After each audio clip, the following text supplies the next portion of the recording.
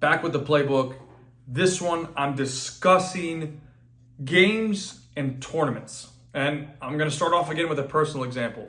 I actually had a conversation when I was probably 13 years old because my parents were very focused on winning. And they were not any individual that played a sport at a high level, never above high school. And it's really, really important that I tell you this. So the key thing that I did with them when I was about 13 years old, I said, listen, Mom and Dad, I have a long-term goal, right? I want to be a professional one day. So what I'm doing right now in terms of the results that we're getting is not important. It's more important about the way that we're playing. Am I giving 100% effort? And again, obviously I'm paraphrasing that conversation, but I'm just trying to bring value back to you and really change the perspective of it. So that helped all of us be like, hey, we have a long-term play. We want him to get to this level. Let's support that.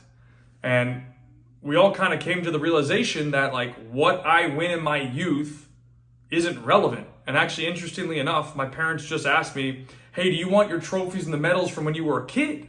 And I'm like, it doesn't do anything for me. I think that's more important to you guys than it is to me. And I actually asked them, like, do you know what was important to me?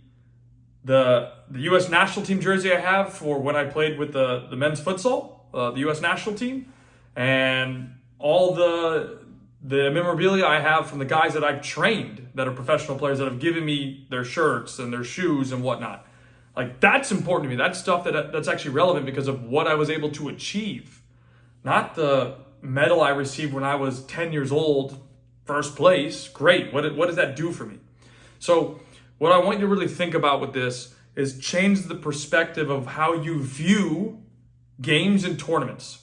Obviously, everybody wants to win. I'm not saying don't focus on winning. I think winning is extremely important. I'm not telling you, hey, tell your kid winning is not important. That's not the point.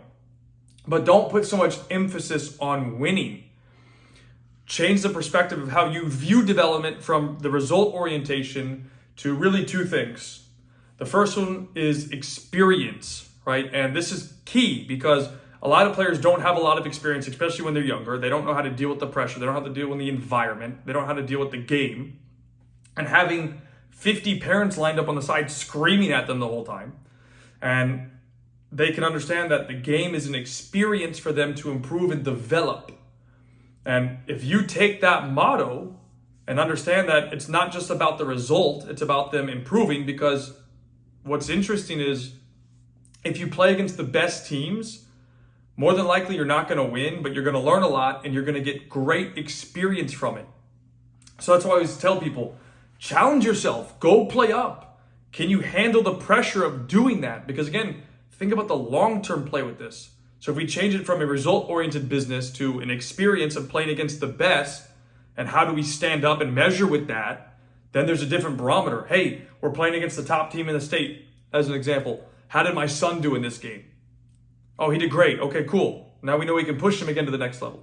And those are things that I think are not valued enough, and changing the perspective will allow you to do that. Because again, did they play well enough? Do they deserve to keep playing like this? And it's a key indicator. So it's very, very important. And another thing to think about is, how does the team actually play? And this is important. Play style is key.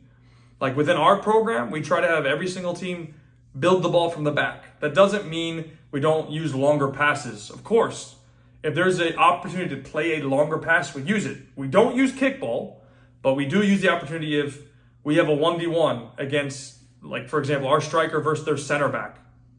Take the opportunity, play the ball forward, and let's get it to them. Now, that doesn't mean we do it every single time, unless it's open for that situation. But the way the team plays is the most important. But this is assuming that you have players with very high skill set. Then how they play is actually relevant and important.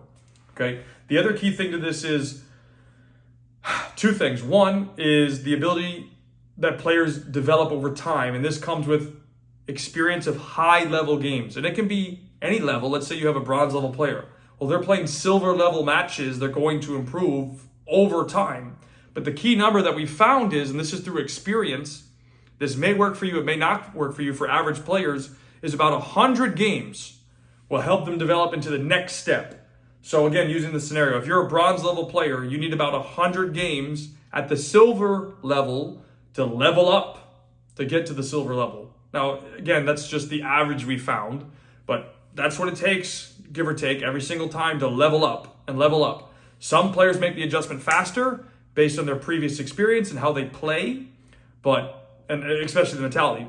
But the average number we've found through our experience is about 100 games for a player to level up. And it's going to take time, and it's not going to be easy. And the final piece I want to give you is this. Winning is important. I think it's great for kids to win. If you're just looking to win games and you're not serious about the long-term development of your player, then to be honest with you, recreational is the best way to play, because then you can play multiple games. It's not important. It's just for fun. You can also play in recreational tournaments like 3v3s or something and win a lot. No problem. Dust your hands off, move on. But if you're actually serious about your child getting better, I think building confidence is great by playing lower level competition, fine. But there does become a point where that's no longer beneficial to your child to be winning every single game first. And then second is if they're winning games 5, 6, 7, 8, 9, 10, 11, 12, 0 consistently, that is telling you that the level of competition is too low. Now, I don't know if you know this already or not, but there are multiple levels of competition. So let's take an average tournament. You're going to have, on average, a bronze division, a silver division, and a gold division. Now, some might have more. I'm just trying to give you perspective. So bronze is supposed to be your low level, silver your mid level, and gold your top level.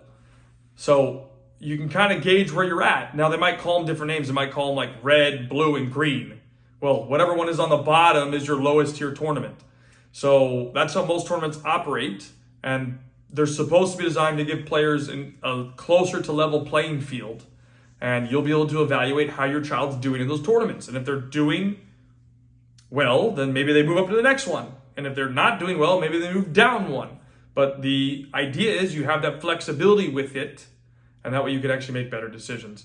But it's not just about winning. So if you're winning games 6, 7, 8, 9, 10, 0 consistently, the opponents that you're playing clearly are not good enough, and they need a greater challenge.